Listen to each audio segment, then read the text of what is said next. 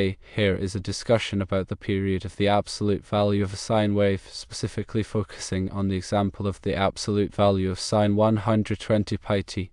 We're interested in finding out how often this function repeats itself.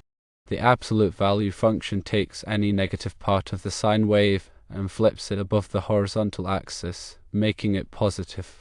This transformation affects the period.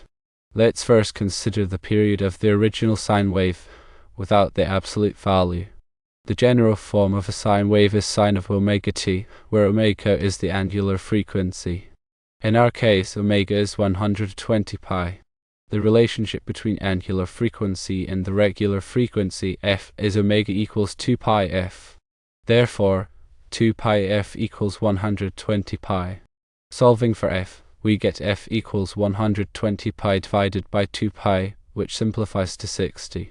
This means the frequency of the original sine wave, sine of 120 pi t, is 60 Hz.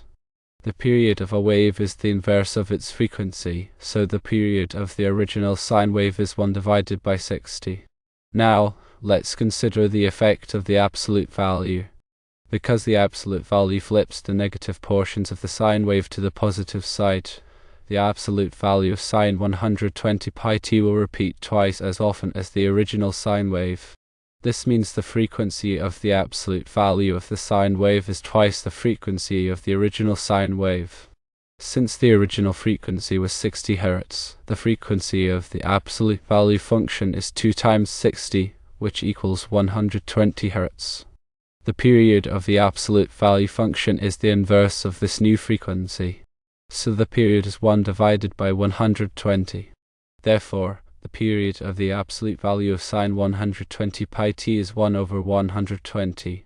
We made an error in the provided answer of 1 over 240. The correct period is 1 over 120.